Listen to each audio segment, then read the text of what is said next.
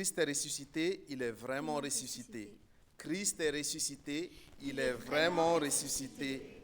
Alléluia, le Seigneur est ressuscité. En Christ, Dieu est parmi nous, il est la parole faite chair qui est venue parmi nous. À nous tous venus le célébrer ce matin, que la grâce et la paix vous sont données de la part de Dieu notre Père et de Jésus-Christ son Fils, notre Sauveur. Amen. Veuillez prendre place.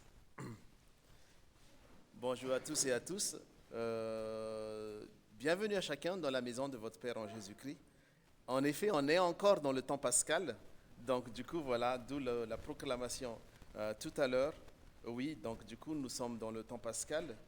Et nous sommes aussi ce matin, voilà, venus en adoration aussi pour continuer à célébrer cette victoire, la victoire de notre Seigneur Jésus-Christ dans le monde, sa victoire sur la mort.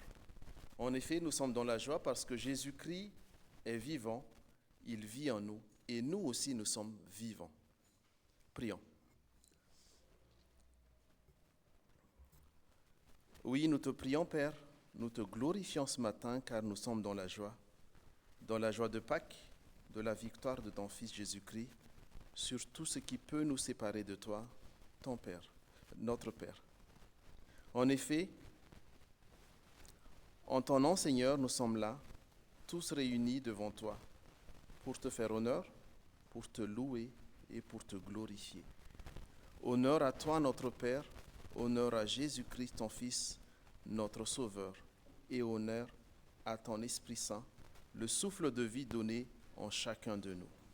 Aussi, merci pour la réalisation de ta promesse de salut donnée à chacun de nous, qui reconnaît que Jésus-Christ, ton Fils, comme son Sauveur, est le seul chemin, la vérité et la vie qui mènent à toi, notre Père. Père, nous t'implorons de continuer à donner ton Esprit Saint comme guide et consolateur, et qu'il trouve en nous sa demeure, son temple, pour nous guider dans tes voies. Père, conduis également ce culte fait en ton honneur, que ton Esprit Saint règne et parle en chacun et prépare nos cœurs, ouvre nos sens, notre être entier, pour accepter et méditer ta parole donnée pour nous ce matin. Au nom de ton Fils Jésus-Christ, notre Seigneur et Sauveur. Amen. Ainsi, chers frères et sœurs, du coup, nous allons continuer à affirmer, à proclamer ensemble notre foi, justement, et je vous invite à vous lever pour cela, pour proclamer ensemble le symbole des apôtres, pour proclamer haut et fort notre confession et affirmer, voilà, notre foi en Dieu notre Père, en Jésus-Christ son Fils, notre Sauveur, et en l'Esprit Saint de Dieu, notre guide et consolateur. Je crois en Dieu, le Père Tout-Puissant, Créateur du ciel et de la terre. Je crois en Jésus-Christ, son Fils unique, notre Seigneur, qui a été conçu du Saint-Esprit et qui est né de la Vierge Marie. Il a souffert sous Ponce Pilate, il a été crucifié, il est mort, il a été enseveli, il est descendu aux enfers, le troisième jour, il est ressuscité des morts. Il est monté au ciel, il siège à la droite de Dieu, le Père Tout-Puissant. De là, il reviendra pour juger les vivants et les morts. Je crois au Saint-Esprit, la Sainte Église universelle, la communion des saints, la rémission des péchés, la résurrection de la chair et la vie éternelle. Amen. Amen. Je vous laisse prendre place. On est donc au temps des annonces et des offrandes. Donc juste, voilà, quelques annonces brèves. Vous savez que depuis quelque temps maintenant, on essaie de faire des annonces assez brèves parce qu'on communique déjà sur nos canaux, soit par WhatsApp pour ceux qui reçoivent les notifications du vendredi, généralement vendredi matin, par WhatsApp, ou on fait un rappel aussi par la newsletter du lundi, aussi donc pour avoir les informations hebdomadaires du mois. Et en même temps, là ce matin, je n'ai pas vu, mais on a aussi des fois quelques feuillets aussi qui rappellent les grandes dates du mois, des activités à venir. Donc c'est pour cela que on ne s'attarde pas trop pour le temps de l'annonce de ce matin. Voilà. Tout à fait, d'accord. Il y a Arnaud qui va imprimer les feuillets. Néanmoins, pour ce mois-ci, éventuellement début, vu qu'on est en fin du mois, plutôt début mois de juin, il y a quand même au mois de mai, il y a quand même 2 dates, à retenir. C'est d'abord la formation à la parentalité le week-end du 30 et 31 mai avec inscription obligatoire. Et donc pour cela, si vous êtes intéressé, la formation parentalité, il faut contacter Éline et Charlélie. Donc c'est sur inscription obligatoire, mais il n'y a pas de frais de participation, c'est donné gratuitement. Mais en tout cas, c'est important de savoir le nombre de parents qui sont intéressés pour cette formation, qui se tiendra du coup le week-end de la fête des mères, du coup le 30 mai au 31 mai. Et ensuite, il y a le parcours couple qui va démarrer très rapidement dès mardi prochain avec la cause, en partenariat avec la cause. Du coup, la plupart du temps, c'est par Zoom, le mardi soir à 20h30. Et voilà, pour ceux qui sont intéressés, pour suivre aussi, pour connaître également c'est quoi le parcours couple, n'hésitez pas à contacter soit Arnaud, soit Cathy également pour la participation. Je m'arrête là pour les annonces. Donc s'il y en a qui veulent faire les offrandes, généralement on demande aux enfants, mais c'est pas spécifiquement les enfants. S'il y a aussi les adultes qui veulent bien faire les offrandes. Donc voilà. Merci beaucoup. Merci Mathieu également.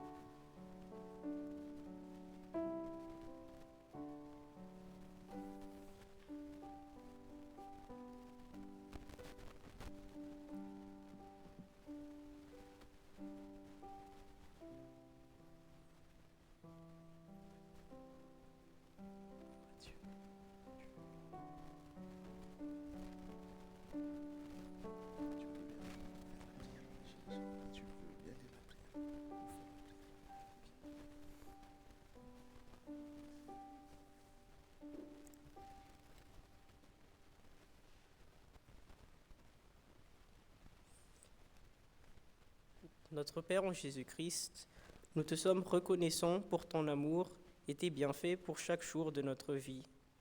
Aussi, reçois, Père, notre offrande donnée avec joie pour les besoins de ton Église locale et pour les personnes que tu veux bénir parmi nos frères et sœurs de l'Église ou ceux et celles que tu appelles à toi. Merci, Père, tu es béni pour les siècles des siècles. Amen.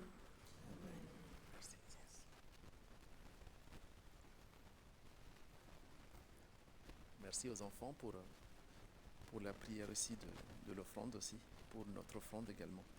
Donc, on arrive maintenant au temps d'écoute de la parole, un temps aussi d'introspection pour chacun, également par rapport à notre comportement, par rapport aussi à nos actes aussi de la semaine, ceux qui ne sont pas ajustés par rapport à ce que demande aussi Dieu notre Père. Et pour ça, du coup, en préparant la liturgie de ce matin, je tenais à vous lire ces quelques versets dans le livre de Jean. C'est des versets très connus. J'ai tenu à cœur à vous lire ce matin. C'est les versets dans Jean 21, 15 à 17. quelques versets qui se situent après la pêche miraculeuse, où en effet Jésus aussi invite ses disciples à manger le poisson qu'il a préparé, et qu'avec les poissons aussi que les disciples ont pu avoir. Et s'ensuit justement ces paroles de Jésus après le repas qui disent, après le repas, Jésus s'adresse à Simon-Pierre. « Simon, fils de Jean, m'aimes-tu plus que ne le font ceux-ci » ?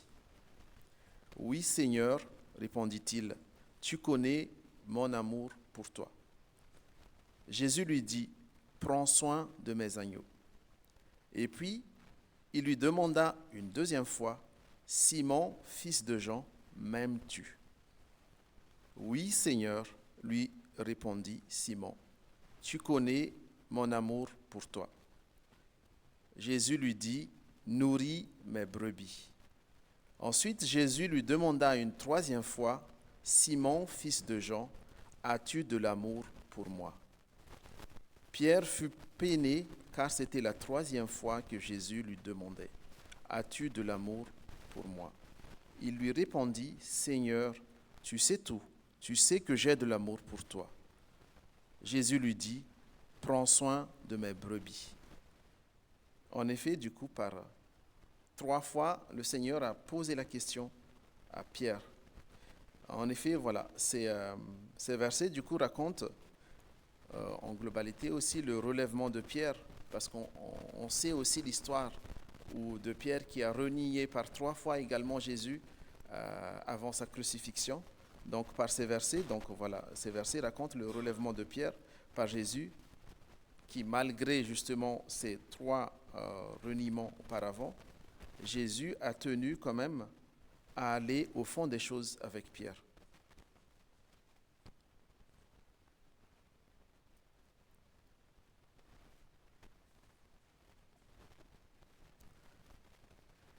Pas un blâme, pas de reproche, mais une parole d'amour et de présenter les enjeux bien plus importants, car Jésus connaît le cœur de Pierre qui est déjà meurtri. En effet, par rapport à la manière où il a renié, voilà, il a beaucoup pleuré, donc il connaît déjà le cœur de Pierre.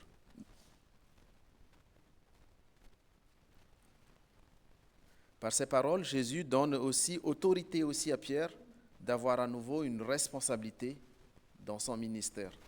Et une responsabilité pas des moindres, parce que prendre soin des agneaux, nourrir les brebis, prendre soin des brebis que le Seigneur lui confie. Du coup, en d'autres termes, en effet, accompagner, nourrir et édifier aussi bien les nouveaux que ceux qui sont ancrés dans la foi. Et tout cela dans l'amour total et sans prétention pour le Seigneur. En effet, par ces paroles, le Seigneur nous éduque, nous aussi, à avoir de nouvelles responsabilités.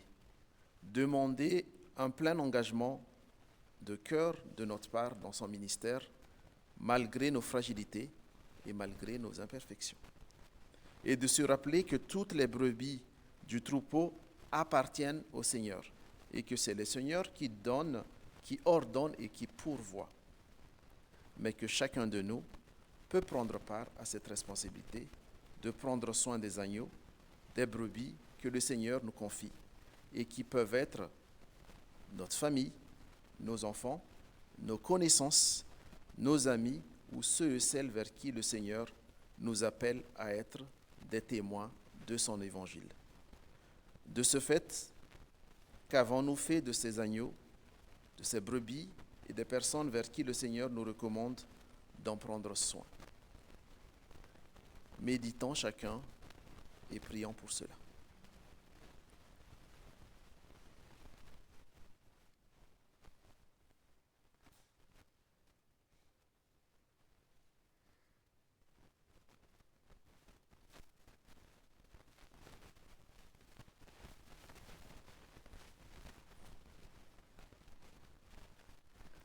Oui, Père, nous te prions ce matin et nous te demandons pardon car nous avons failli à la mission que tu nous as confiée d'annoncer ta bonne nouvelle partout où tu nous envoies.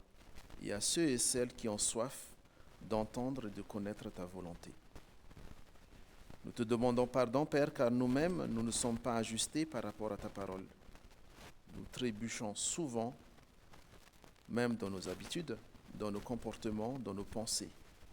Et ceci ne témoigne pas de ta volonté, mais des nôtres. Pardonne-nous, Père.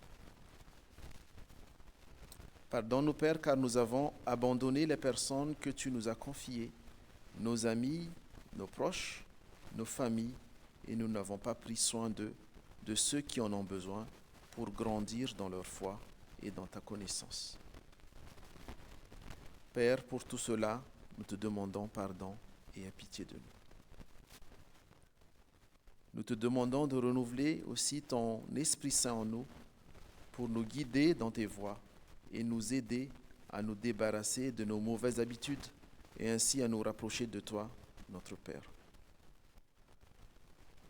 Nous te prions aussi, Père, de donner à chacun l'opportunité de recevoir ton salut, ton plan de vie et d'accepter ton Fils, Jésus-Christ, comme le Sauveur et Seigneur de notre vie. Amen. Ainsi, chers frères et sœurs, je vous invite à vous lever pour recevoir aussi l'amour et le pardon de Dieu.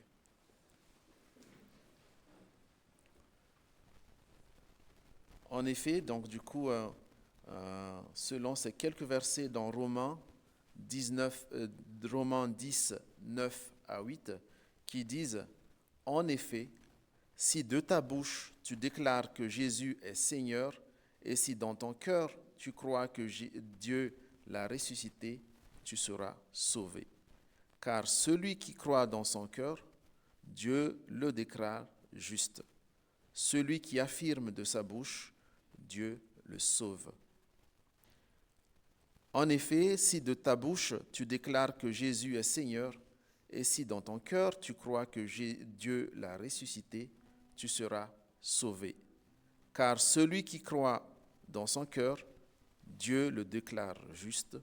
Celui qui affirme de sa bouche, Dieu le sauve. Soyez donc rassurés que celui qui met sa confiance en Dieu et trouve sa joie en Jésus-Christ est sauvé. Amen. Nous continuons donc par les chants suivants. Dieu Tout-Puissant, ton nom est grand.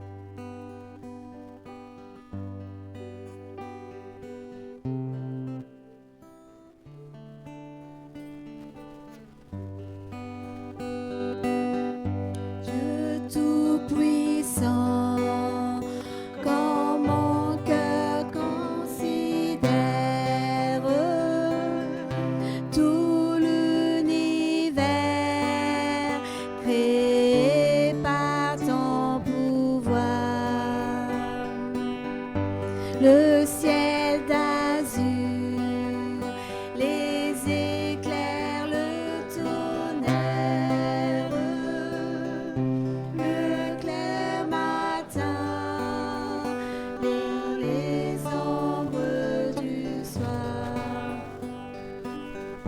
De tout mon être, alors s'élève un chant.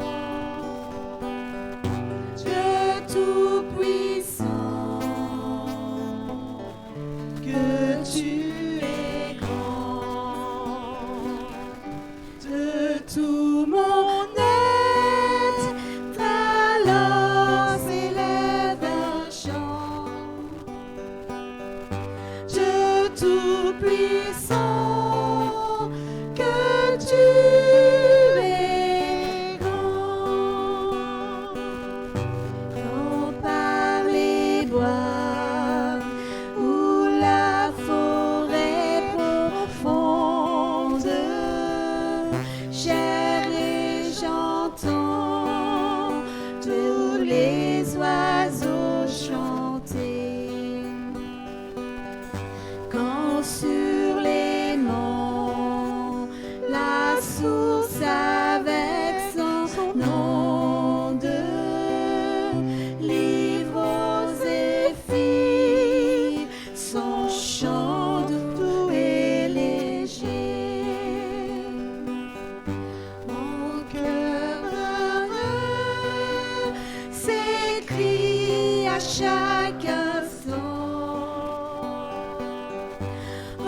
Dieu d'amour, que tu es grand.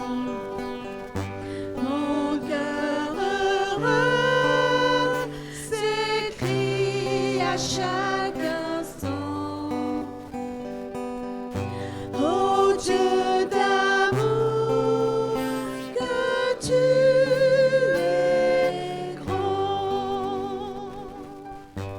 Et quand je songe au sublime mystère qu'un Dieu si grand a pu penser à moi, que son cher Fils est devenu mon frère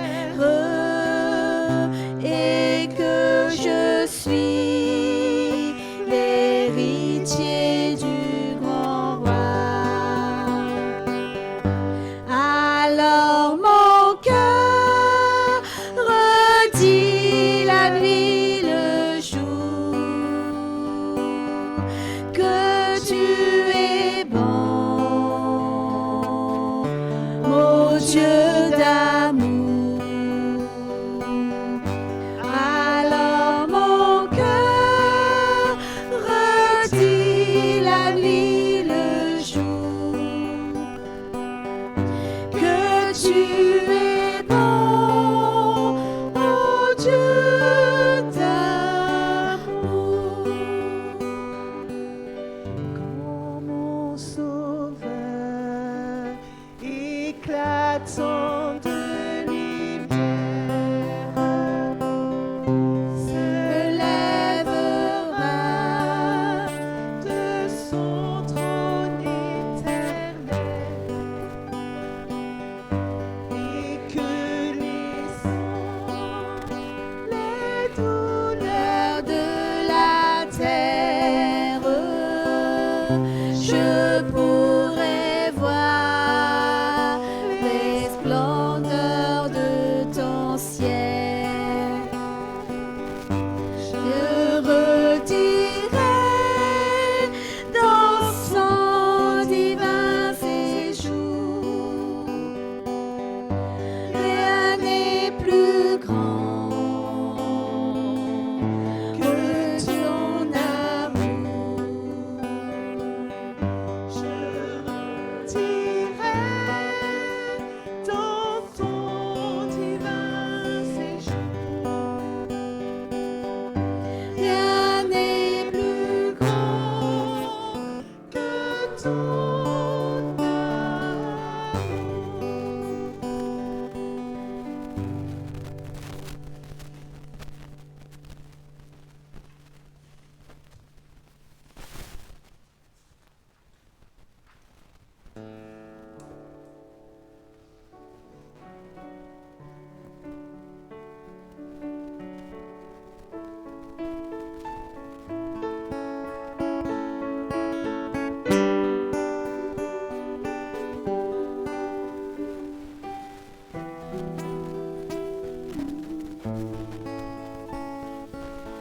Je viens dans ta présence, Seigneur de l'univers.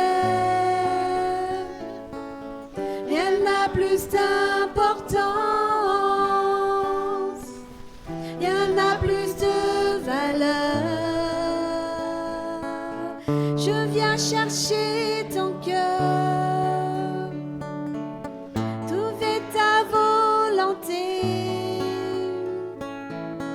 de te prosterner en chantant tes louanges. Ton nom est grand, ton nom est saint, ton nom est digne de louange.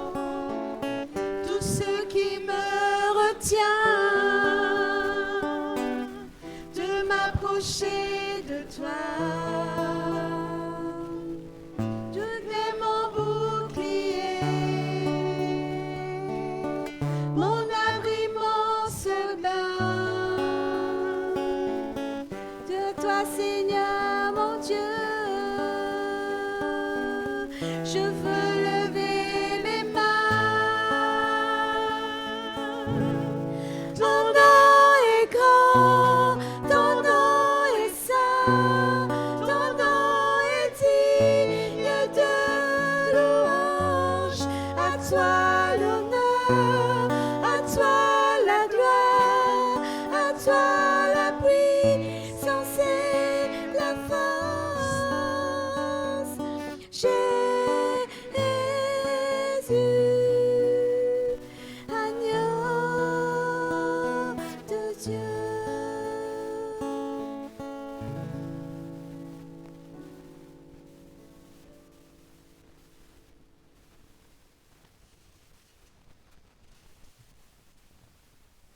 Je vous invite à prendre place.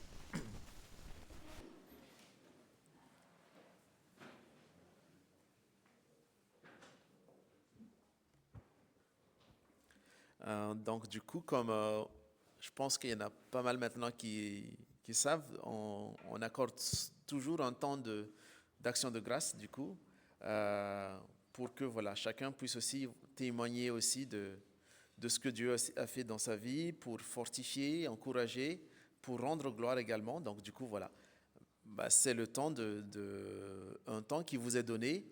Si vous voulez voilà, témoigner des choses que le Seigneur a fait dans votre vie, les jours précédents, la semaine, le mois, voilà, pour aussi, surtout, le rendre gloire et lui témoigner aussi de son amour.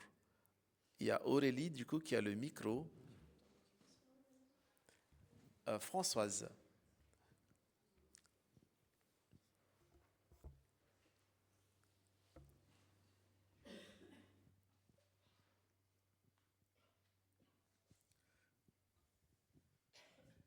Moi, je voulais remercier le Seigneur déjà parce que depuis un bon moment, depuis le mois de vacances dernier, le mois d'août, septembre, j'ai commencé à avoir des ennuis, une insuffisance rénale avec des douleurs dans le dos assez importantes et vraiment surtout debout. Alors j'ai pas pu pas faire grand-chose. Depuis 8 mois, j'ai pas été faire une seule course parce que je tenais pas debout. Et bon, voilà, il n'y avait rien parce que je ne peux pas prendre de médicaments. Donc, il fallait trouver quelque chose. On m'a envoyé au centre antidouleur, mais il y a une attente. Et j'ai eu Noël qui avait été voir une dame qui travaille au centre antidouleur et qui reçoit en individuel, qui travaille en médecine chinoise. Et donc, j'y ai été. Et depuis, là, ça fait 4 fois, je la vois à peu près tous les mois. Et là, vraiment, ça a opéré. Et merci Seigneur, parce que vraiment, la douleur a vraiment diminué. J'ai pu marcher. Il y a quelqu'un de l'église qui m'a vu dans la rue avec ma voisine marcher. Je ne l'avais pas fait. Et vraiment, je remercie tous ceux qui ont bien sûr prié pour moi. Mais vraiment, toute la gloire au Seigneur, parce que le Seigneur est là. Il ne m'a pas guéri. Je ne suis pas guérie, mais voilà, il m'a enlevé pour l'instant cette douleur qui était quand même dure à supporter. Et merci à lui. Et il ne faut pas jamais désespérer. Il est là à côté de nous tous les jours. Merci.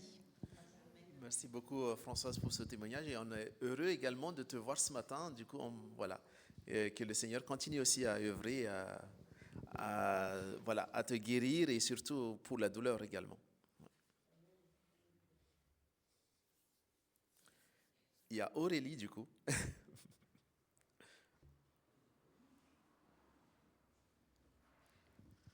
Moi, je voudrais rendre grâce pour la semaine qu'on a vécue, Rodolphe et moi et les enfants.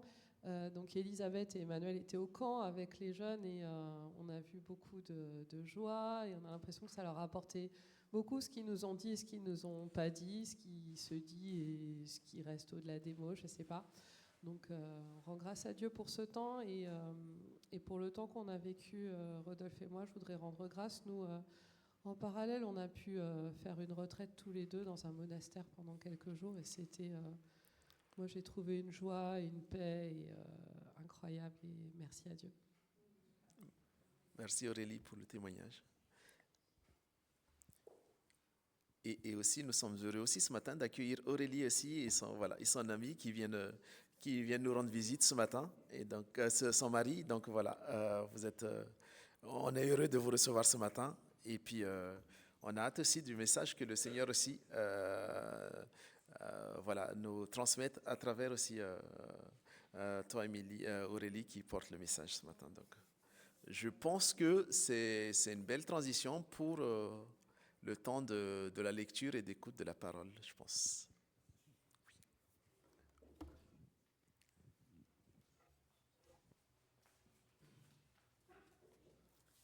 Frères et sœurs, je vous transmets tout d'abord les salutations de la communauté de Cergy, dont je suis le pasteur et qui est réunie ce matin, comme nous, à la même heure, pour vivre ce culte.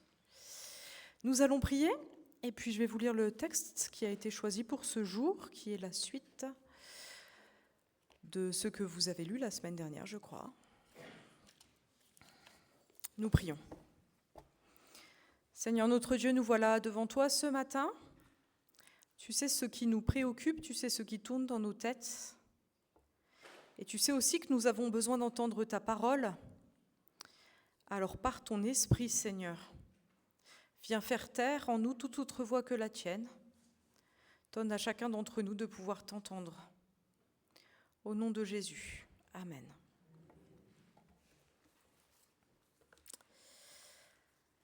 Alors nous suivons la même série de prédications que vous, parce que je vis, vous vivrez aussi, dit Jésus. Et on réfléchit à partir du cycle d'Élie et d'Élisée à l'œuvre de vivification de Dieu dans l'Ancien Testament. Cette œuvre qui s'accomplit pleinement en Jésus-Christ. Alors aujourd'hui, nous verrons que Dieu, dans l'Ancien Testament aussi, relève ceux qui sont abattus, avec la suite de l'histoire d'Élie. Le contexte, donc, Élie vit des choses extraordinaires. Il est nourri par des corbeaux. Dieu le nourrit à travers des corbeaux, en pleine famine. Et puis, il permet à une veuve de continuer à manger alors qu'elle allait bientôt mourir, elle et son fils, de faim.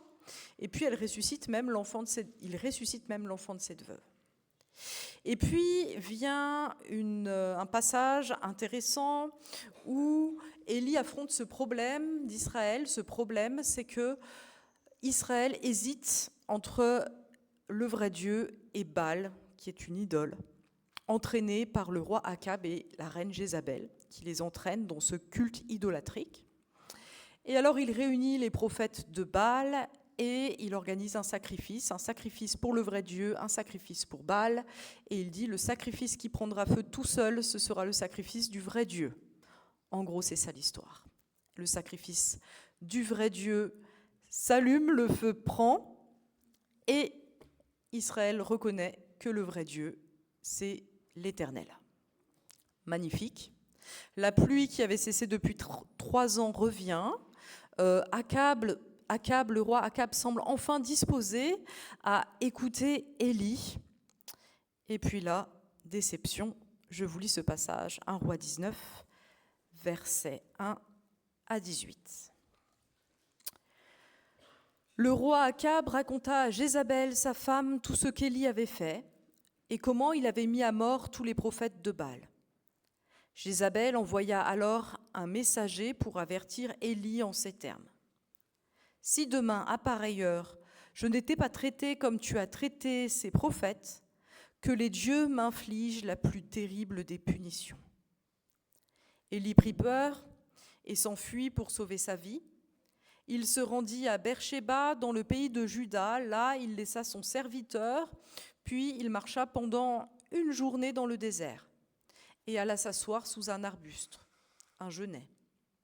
Il souhaitait mourir et dit « Maintenant, Seigneur, j'en ai assez, reprends ma vie, car je ne vaux pas mieux que mes ancêtres. » Puis, il se coucha et s'endormit sous le genêt, mais un ange vint le toucher et lui dit « Lève-toi et mange. » Et il vit en effet près de lui une de ces galettes que l'on cuit sur des pierres chauffées et un pot d'eau. Après avoir mangé et bu, il se recoucha. Mais l'ange du Seigneur revint le toucher et lui dit « Lève-toi et mange, car tu devras faire un très long voyage. » Élie se leva donc pour manger et boire. Puis avec les forces trouvées dans ce repas, il marcha 40 jours et 40 nuits jusqu'à l'Horeb, la montagne de Dieu. Arrivé à l'Horeb, Élie entra dans une caverne où il passa la nuit. Alors le Seigneur lui adressa la parole. « Pourquoi es-tu ici, Élie ?» Il répondit, « Seigneur, Dieu de l'univers, je t'aime tellement que je ne peux plus supporter la façon d'agir des Israélites. En effet, ils ont rompu ton alliance, ils ont démoli tes autels, ils ont tué tes prophètes, et je suis resté moi seul, et ils cherchent à m'ôter la vie. Sors, lui dit le Seigneur, tu te tiendras sur la montagne devant moi, je vais passer. Alors, un grand vent souffla, avec une violence telle qu'il fendait les montagnes et brisait les rochers devant le Seigneur. Mais le Seigneur n'était pas présent dans ce vent. Après le vent, il y eut un tremblement de terre, mais le Seigneur n'était pas présent dans le tremblement de terre. Après le tremblement de terre, il y eut un feu, mais le Seigneur n'était pas présent dans le feu. Après le feu, il eut le bruit d'un léger souffle. Dès qu'Élie l'entendit, il se couvrit le visage avec son manteau, il sortit de la caverne et se tint devant l'entrée. Il entendit de nouveau une voix qui disait « Pourquoi es-tu ici, Élie ?» Il répondit « Seigneur, Dieu de l'univers, je t'aime tellement que je ne peux plus supporter la façon d'agir des Israélites. En effet, ils ont rompu ton alliance, ils ont démoli tes autels, ils ont tué tes prophètes, et je suis resté moi seul, et ils cherchent à m'ôter la vie. » Mais le Seigneur lui dit, « Va, retourne par le même chemin à travers le désert, et rends-toi à Damas. Tu iras y consacrer de ma part Hazaël comme roi de Syrie. Puis tu iras consacrer Jéhu, fils de Nimshi, comme roi d'Israël, et Élisée, fils de Shaphat d'Abel-Méhola, pour te succéder comme prophète. Ceux qui échapperont à l'épée d'Hazaël seront mis à mort par Jéhu, et ceux qui échapperont à l'épée de Jéhu seront mis à mort par Élisée. Mais je laisserai survivre 7000 hommes du peuple d'Israël, à savoir tous ceux qui ne se seront pas mis à genoux devant le dieu Baal et n'auront pas donné de baiser à ses statues. » Alors on compare souvent cet épisode à une dépression ou à un burn-out, l'un ou l'autre, peut-être un peu les deux en même temps. Je ne peux pas dire ce que c'est vraiment. Honnêtement, je ne peux pas faire le diagnostic d'Élie ici, mais je pense que ce qu'il vit nous rejoint. Nous avons tous vécu des temps de tristesse particulière. Nous avons tous vécu des temps de solitude, des temps où même entourés, nous nous sentions peut-être seuls. Nous avons tous vécu des temps où nous avions peur, nous nous sentions menacés. Nous avons peut-être aussi vécu des temps où nous avions même envie de disparaître, de mourir, parce qu'Élie traverse ce genre de temps-là. C'est intéressant, je trouve, parce que les histoires d'Élie sont extraordinaires, et nous trouvons ici la confirmation de ce que dit Jacques dans son épître, à savoir qu'Élie était bien de la même nature que nous. Élie était humain, et les sentiments négatifs qui nous traversent aussi le traversaient, lui aussi. Ce n'était pas un surhomme. Et nous voyons ici Dieu qui visite ce prophète tout humain pour le relever. Nous verrons comment il fait pour le relever, pour que nous puissions nous attendre aussi, nous, à ce que Dieu nous relève quand nous nous sentons dans les mêmes dispositions de découragement, de peur, de solitude, de tristesse qu'Élie traverse. Premièrement, nous verrons que Dieu vient mettre sa parole au milieu des mensonges qui nous traversent si souvent. Alors, les passages précédents nous montrent un Élie plein de foi. Il croit fermement en la parole de Dieu. Il croit fermement que Dieu est puissant, que sa parole est vraie. C'est ainsi que dans les épisodes précédents, il met simplement en œuvre, et contre toute attente, la parole de Dieu. Élie croit que la parole de Dieu est plus vraie que toutes les choses qui sont autour de lui, que tout ce qu'il peut observer, que tout ce qu'il peut comprendre par lui-même. Il se fonde en Dieu. Mais ici, il y a un changement. Le premier mensonge qu'il croit, je crois, c'est que les circonstances sont plus fortes que Dieu. Voilà que la reine Jézabel jure par ses faux dieux, qui n'existent même pas, qu'elle va supprimer Élie. Élie sait que Dieu est plus fort que la reine Jézabel et que ces dieux ne sont que du vent. Mais Élie, malgré cela, croit que Jézabel peut vraiment le tuer, que Jézabel est vraiment plus forte que Dieu. On a tous vécu ça, on a la foi, mais quand quelque chose nous fait vraiment peur, parfois, cette chose, elle prend énormément de place, si bien qu'on ne voit plus que ça, si bien qu'on a l'impression que cette chose est plus forte finalement que Dieu, et on va agir selon nos peurs plus que selon la parole de Dieu. Voilà le premier mensonge que croit Élie. Les circonstances, la reine Jézabel, sont plus fortes que Dieu. C'est un mensonge, mais il y croit, alors il a peur. Le deuxième mensonge, je crois, que Élie considère, c'est que Dieu est absent, que Dieu l'a abandonné en quelque sorte.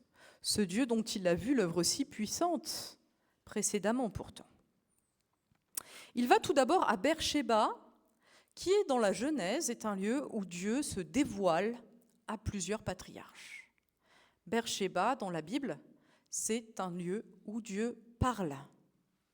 Et il y va certainement parce qu'il est un peu perdu et parce qu'il s'attend à ce que Dieu lui parle. Peut-être de la même manière qu'il lui parlait précédemment. Mais on voit Élie qui quitte Beersheba en laissant son serviteur et va se mettre sous ce genêt. Il est probable que Élie n'ait pas entendu Dieu, qu'il ne l'ait pas en tout cas entendu de la manière dont il avait l'habitude et le désir de l'entendre. Élie en déduit certainement que Dieu l'a laissé. Ça nous arrive aussi parfois, on s'attend à ce que Dieu nous fasse vivre une expérience qu'on a déjà vécue, s'adresse à nous de la même manière qu'il l'a toujours fait. Nous nous attendons à l'entendre parler de cette manière-là, et puis il ne nous parle pas de cette manière-là, et nous nous sentons abandonnés. J'ai un ami, il avait vécu quelque chose de très très difficile, et il était vraiment dans les difficultés, dans la rancœur. Il s'est dit, bon, je vais aller dans un monastère, ce monastère-là où Dieu m'a particulièrement édifié quelquefois. Il y est allé, et puis en fait, Dieu ne lui a pas parlé de la même manière, et ça l'a découragé. Mais Dieu ne parle pas toujours de la manière que nous imaginons. Alors voilà, ces deux mensonges, ils tournent dans sa tête, ils tournent en rond, il pense à ça, il pense à ça, et puis ça devient toujours pire, et puis ça s'exagère toujours. Vous voyez, il répète tout le temps la même chose un peu. Il n'arrive pas à sortir de ses pensées, de mensonges auxquels s'ajoutent d'autres mensonges. Parce que quand Élie dit qu'il est le seul prophète, tous les prophètes ont été tués, c'est pas vrai.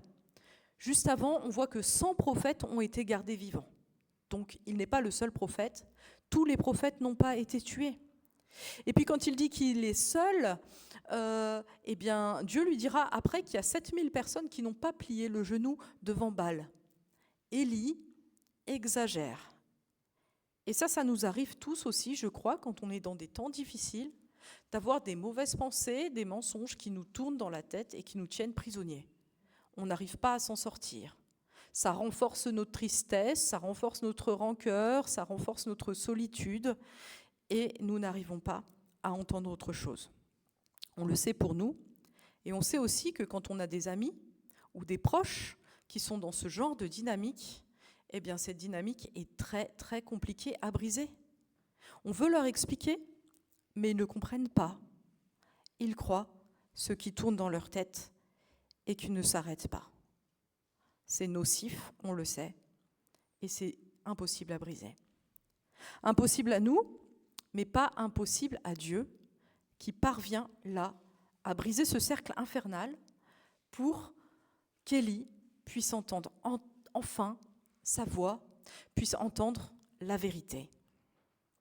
Alors comment il fait ? Déjà, Dieu manifeste sa présence, peut-être pas de la manière qu'Élie aurait aimé, mais en tout cas, il manifeste sa présence en lui envoyant un ange qui lui donne de la nourriture.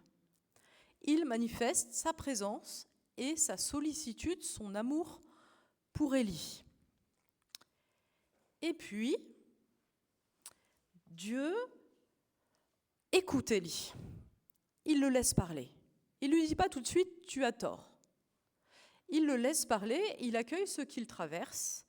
C'est ainsi aussi qu'il lui manifeste sa présence et son écoute. Il entre en relation avec Élie en écoutant ces mensonges qui tournent dans sa tête. Dieu est patient et il accepte que Élie en soit là.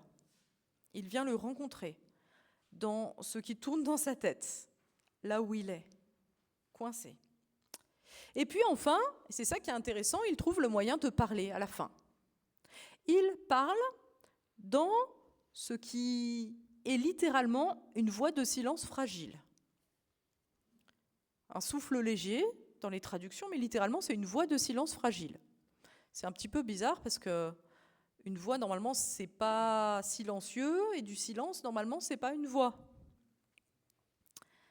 Et pourtant ça a tout son sens, je pense. Tout son sens parce que pour entendre un silence, il faut se taire. Quand quelqu'un parle très très doucement, eh bien on est obligé de se taire pour l'entendre. Et Élie, là, doit, pour entendre Dieu, faire cesser ces mensonges qui tournent dans sa tête. Il est obligé d'arrêter, de se dire toujours les mêmes choses pour pouvoir saisir ce que Dieu va lui dire. Dieu a employé le bon moyen pour qu'Élie puisse entendre sa voix. Et puis il y a un autre aspect, on a vu que Élie certainement s'attendait à ce que Dieu parle toujours de la même manière et il a vu des actes très puissants de Dieu, il s'attendait à des actes très très puissants de Dieu. Et en s'adressant à lui différemment, eh bien Dieu lui montre qu'il ne parle pas toujours de la même manière. Parfois, il va accomplir de grandes choses, il va mettre le feu à un sacrifice, sans allumettes, avec plein d'eau dessus en plus. Et puis parfois, il va s'adresser à nous dans le silence de notre cœur, mais il s'adressera toujours à nous de la manière dont nous avons besoin de l'entendre. Alors, c'est intéressant parce que cette histoire se termine sur le mont Horeb.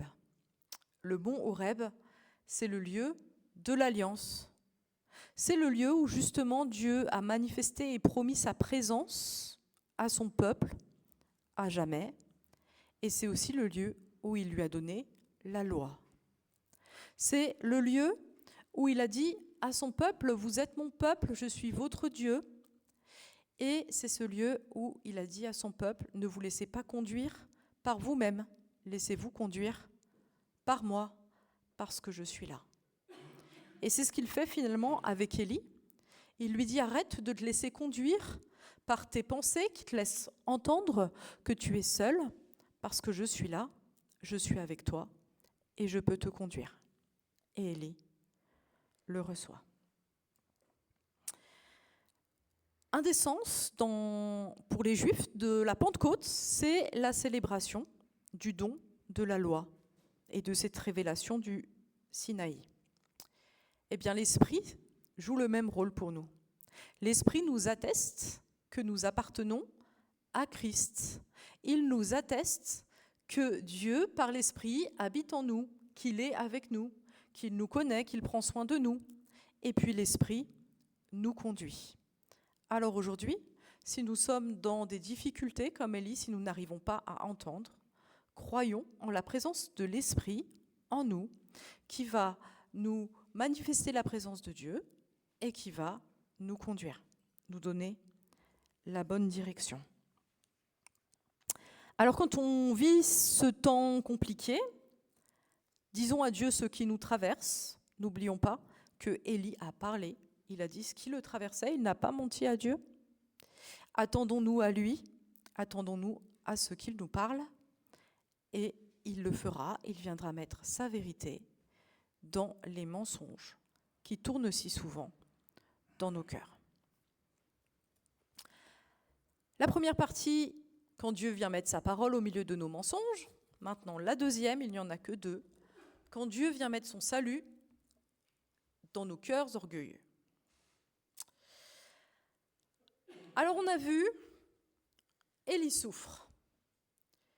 Il vit dans des mensonges et puis ça le rend déçu des circonstances, déçu que la reine Jézabel veuille le tuer, et puis aussi déçu de Dieu, qui ne lui parle pas comme il voudrait l'entendre. Mais je crois qu'il y a quelque chose d'un peu plus profond dans cette histoire. Je crois qu'Élie est aussi découragé de lui-même, déçu de lui-même. C'est ainsi qu'il dit tout le temps « Je ne suis pas meilleur que mes ancêtres ». Qu'est-ce qu'il dit là? Il y avait des prophètes avant Élie, des gens qui ont dit à Israël et à ses rois qu'il ne fallait pas adorer les idoles. Des gens qui ont dit « Il n'y a qu'un seul vrai Dieu qui est là et qui veut vous conduire ». Mais cela n'a jamais fonctionné en fait. C'est-à-dire que bien sûr, les prophètes ont été entendus par quelques personnes, et puis parfois la situation s'est un peu améliorée, mais le peuple n'a fait que de s'enfoncer dans l'idolâtrie. Et à l'époque d'Akab et Jézabel, on n'a certainement jamais vu autant d'idolâtrie en fait. Après, ça augmente encore.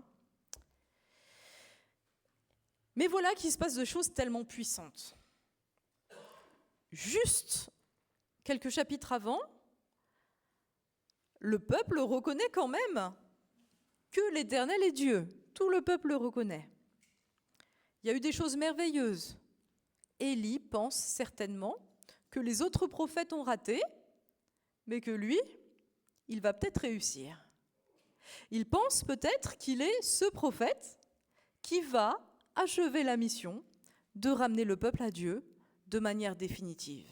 Il croit peut-être qu'il est ce prophète qui va abattre les idoles, qui va mettre fin à cette idolâtrie qui empoisonne le peuple dans sa relation à Dieu. C'est ce zèle dont il parle, cet amour pour le Seigneur, ce zèle. Un zèle certes pour le peuple, un zèle certes pour le Seigneur, et aussi peut-être un zèle pour sa propre réussite. Parce que nous devons avouer que comme humains, les choses se mélangent souvent.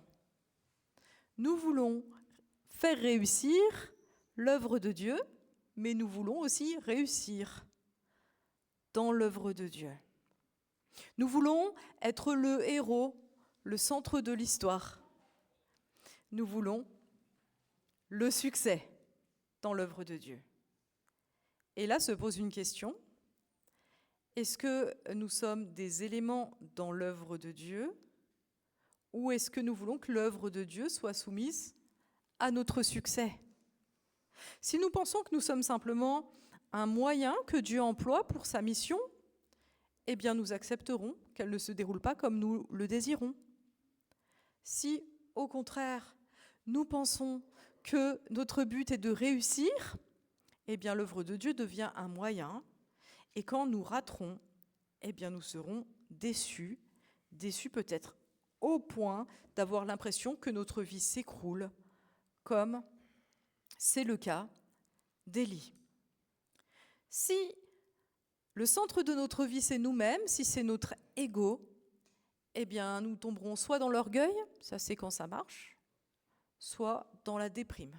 Ça, c'est quand ça ne marche pas, et forcément, il y aura un temps où ça ne marchera pas. Alors Élie, là, comprend qu'en fait, il ne sera pas le sauveur. Il ne sera pas le sauveur du peuple. Akab a l'air relativement bien disposé, mais sa femme, pas du tout. Ça n'a pas fonctionné. Il a fait des choses merveilleuses avec Dieu, mais Jézabel ne comprend rien. Elle continue à jurer par ses dieux. Elle n'a pas compris, malgré tout ce qu'elle a vu. Et puis il se rend même compte qu'il n'est pas le sauveur de lui-même. Il n'arrive même pas à être son propre sauveur. Il essaye, en fuyant Jézabel, de se sauver, mais il en advient à vouloir jusqu'à la mort. Élie ne parviendra pas à sauver le peuple, il ne parvient pas non plus à se sauver lui-même. Gros échec qui lui fait mal, au fond. Mais Dieu vient là-dedans, au milieu de cet orgueil qui est si caractéristique de notre péché, d'humain, pour lui montrer qu'il est lui, le sauveur d'Élie, et qu'il est lui, le sauveur du peuple. Comment fait-il ? Eh bien, Élie se retrouve sous ce genêt à vouloir mourir. Il ne peut rien du tout. Il est vraiment au bout du rouleau. Il ne peut pas essayer de se sauver là. Et Dieu vient lui apporter de la nourriture et de l'eau. Et puis, il y a ces 40 jours. Ces 40 jours, 450 kilomètres qu'il doit faire, où il n'a rien à manger, où il n'a pas la direction, il n'y avait pas de GPS, où seul, il n'aurait pas pu arriver à l'Horeb, mais Dieu le conduit dans ce désert. Et puis enfin, Dieu lui dévoile son plan à lui, le plan de Dieu, qui n'est pas le plan d'Élie. Élie doit appeler des successeurs. Dieu va continuer son œuvre par d'autres. Ce ne sera pas Élie. Élie va devoir laisser la main à d'autres. Et puis, Dieu va continuer à s'occuper et à sauver. Il va garder ces 7000 qui n'ont pas plié le genou. Alors, 40 jours. 40 jours, il doit marcher, Élie. 40 jours, c'est beaucoup, car il y a 450 km à pied, ça fait beaucoup, mais en fait, 15 jours, ça suffit pour faire 450 km. 40 jours, c'est vraiment beaucoup pour faire 450 km à pied. Pourquoi 40 jours ? Eh bien, 40 jours, ça nous fait penser aux 40 années dans le désert. Vous savez, le peuple a été sorti d'Égypte par Dieu, a été libéré d'Égypte, et puis ils se sont dirigés vers la terre de Canaan, qui était la terre promise. Et quand ils arrivent devant Canaan, ils voient que Canaan est habité par des gens très forts, et ils ont peur. En fait, ils voulaient s'appuyer sur leur propre force. Ils pensaient devoir, par leur propre force, battre les Cananéens. Ils voient qu'ils n'ont pas de force, ils ont peur, ils refusent d'entrer. Et alors Dieu les envoie 40 ans dans le désert. Dieu dit, vous ne rentrerez pas maintenant, ce sont vos enfants qui rentreront dans 40 ans. 40 ans dans le désert. Pourquoi ces 40 ans ? Eh bien, le temps de se rendre compte qu'on est complètement incapable, qu'on est complètement faible, que par nous-mêmes, on ne peut rien. Le temps d'apprendre que Dieu nourrit et que Dieu conduit. Le temps d'apprendre à compter non pas sur nos propres forces pour nous sauver, mais sur le salut de Dieu. Et 40 jours, c'est aussi le temps que Jésus ressuscité a passé avec ses disciples. L'ascension, c'est 40 jours après Pâques, vous savez. Et les disciples, eux aussi, certainement, ils s'imaginaient la mission de Jésus. Et ils s'imaginaient tenir une place importante et intéressante dans cette mission qu'ils s'imaginaient victorieuse, certainement. Et puis est venue la croix, dont Jésus leur avait parlé, mais qu'ils n'arrivaient pas à imaginer, qu'ils n'arrivaient pas à accepter. Et ils ont été ébranlés. Ils ont été ébranlés et il a fallu 40 jours pour que Jésus se manifeste comme étant leur sauveur, afin qu'ils puissent entrer dans cette mission qu'ils vont recevoir, d'être des disciples et d'annoncer la bonne nouvelle à la terre entière. Il faut d'abord qu'ils comprennent qu'ils ont besoin d'être sauvés pour pouvoir annoncer ce salut dans une bonne perspective, dans celle d'entrer dans la mission de Dieu. Alors quand nous sommes dans des temps compliqués, nous pouvons les voir comme des temps de désert, des temps difficiles, des temps qui sont compliqués, mais qui nous permettent de remarquer qu'il y a un sauveur et que ce n'est pas nous. Quand nous traversons ces temps difficiles, pensons à Élie et pensons à ce qu'il en a tiré. Cela nous permet de nous décentrer de nous-mêmes incapables finalement de nous sauver, pour nous tourner vers le Dieu qui sauve vraiment.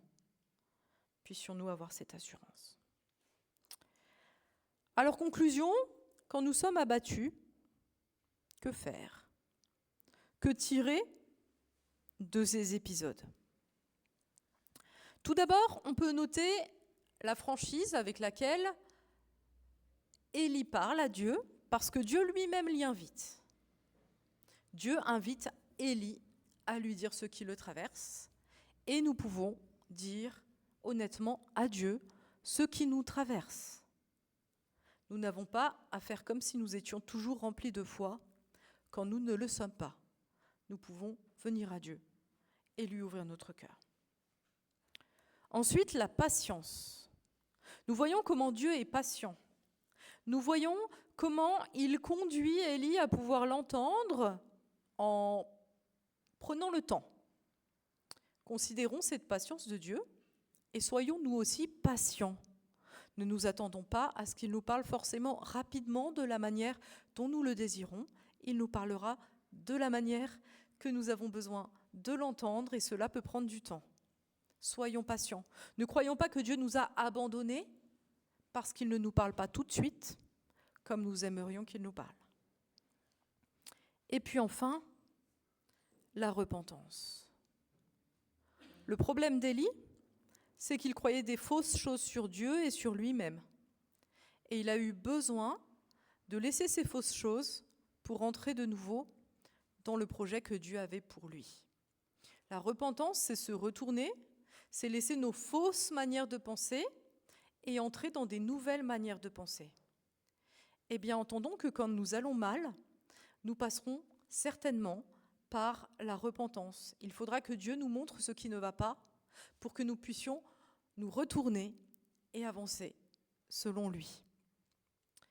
Alors, croyons-le, comme Élie, la vie de Dieu jaillira, elle jaillira au cœur de notre vie. Amen.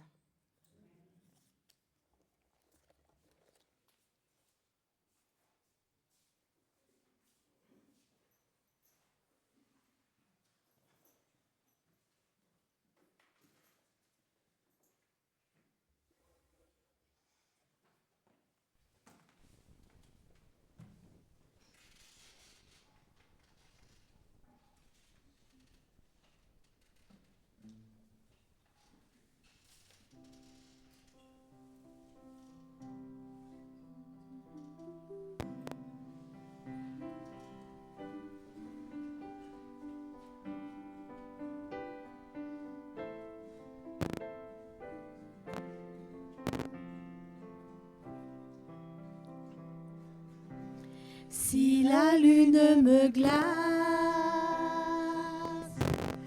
et le soleil menace,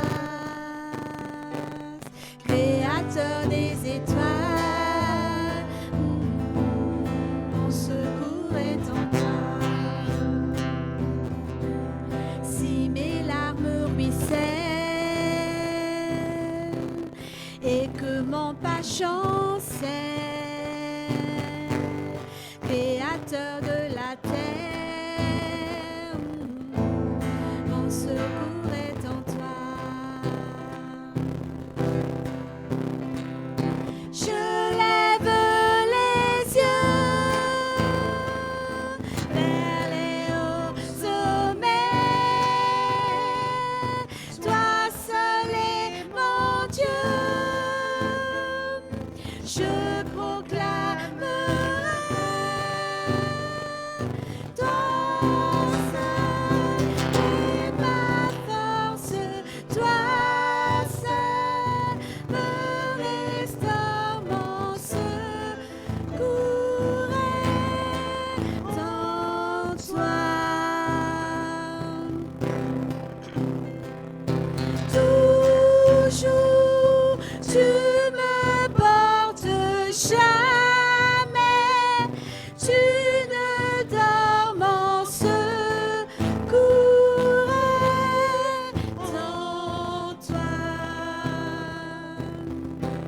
Si la peur m'envahit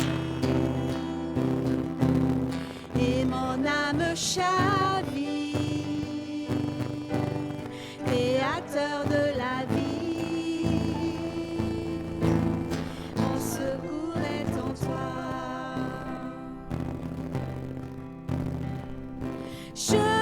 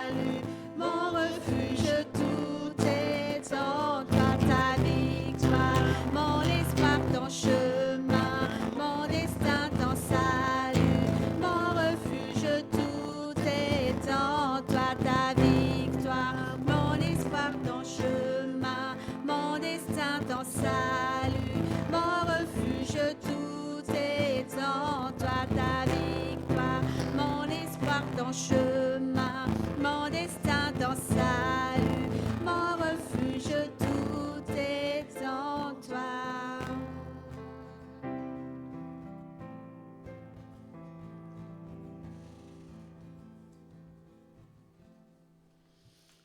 Je vous invite à prendre place.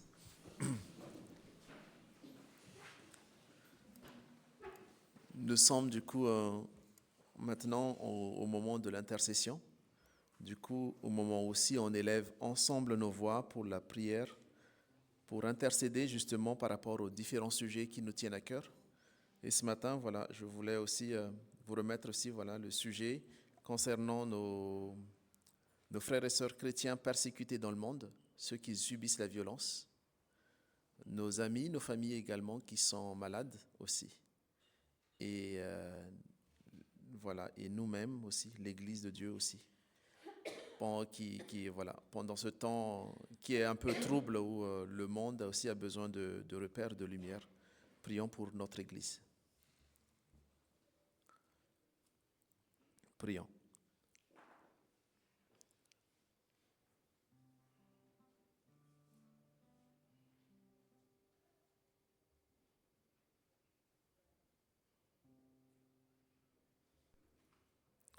Oui, Père, nous te prions pour nos frères et sœurs dans la foi, un peu partout dans le monde, qui œuvrent pour l'annonce de ton évangile et aussi voilà, qui ont du zèle aussi pour apporter ta bonne nouvelle à leur entourage, à leur famille, amis et à leurs prochains, qui ne te connaissent pas encore ou qui cherchent désespérément une espérance dans ce monde matériel. Malheureusement, comme souvent, ta bonne nouvelle dérange, Père. Heurte aussi ceux qui, nos contemporains, les autorités, et mène encore souvent à des persécutions et des violences, car le roi de ce monde a peur de la puissance de ta parole. Ainsi, de nos jours, ils sont encore plus de 388 millions de nos frères et de nos sœurs qui sont encore persécutés, qui sont discriminés, qui subissent la violence en 2026 dans le monde, par le simple fait de te rendre témoignage, Père, et de vivre leur foi en tant que chrétiens.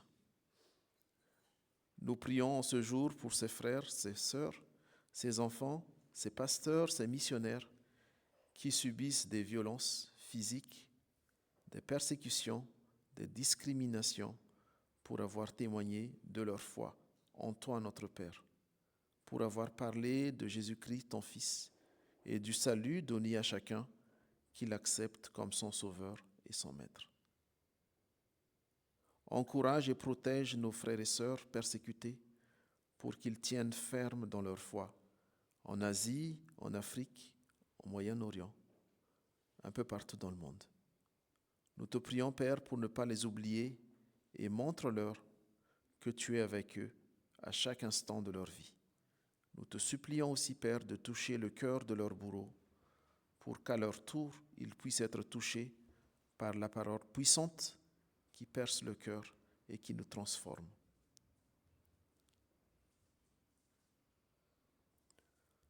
Nous prions aussi pour nos proches, nos connaissances, nos frères et sœurs qui sont malades et qui ont aussi des proches malades. Nous te prions pour leur état, pour que tu puisses guérir, prendre soin.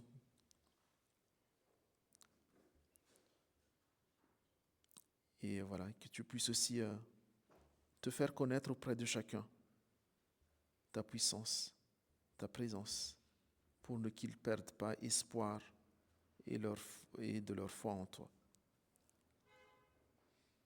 Guéris nos amis, guéris nos frères, guéris nos familles, Père.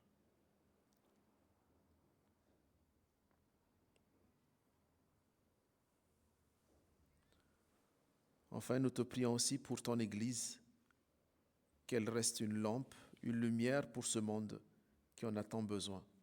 Que ton Église soit inspirée par ta parole de sagesse, de connaissance dans les œuvres et missions que tu lui as confiées, et que ses membres soient vivifiés et remplis de ton Esprit Saint, chacun dans le ministère et service que tu lui as confié.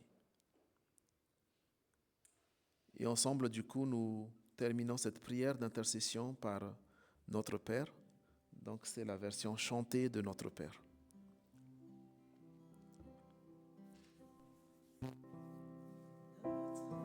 Qui es aux cieux, que ton nom soit sanctifié,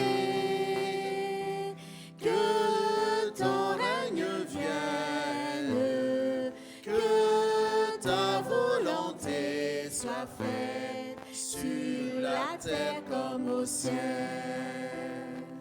Donne-nous aujourd'hui notre pain de ce jour. Pardonne-nous nos offenses, comme nous pardonnons aussi à ceux qui nous ont offensés. Ne nous laisse pas entrer en tentation, mais délivre-nous du mal. Car c'est à toi qu'appartiennent le règne, la puissance et la gloire pour les siècles des siècles. Amen.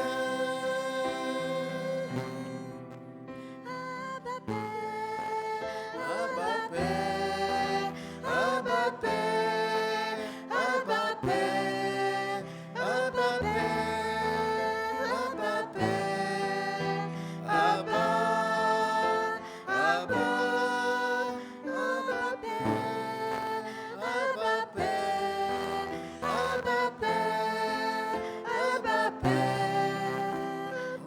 Père, Abba Père, Abba, Abba, Abba Père.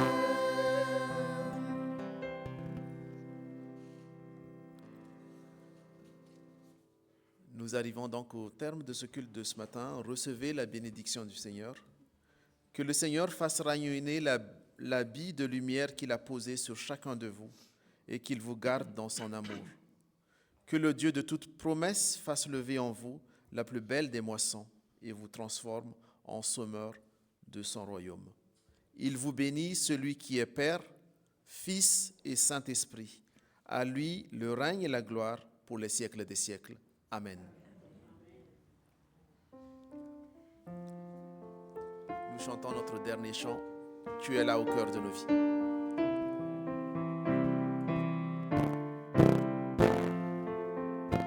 Tu es là au cœur de nos vies.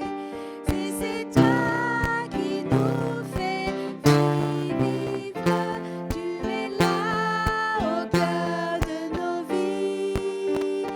Bien vivant, Jésus-Christ, dans le secret de nos tendresses, tu es là dans les matins de nos promesses.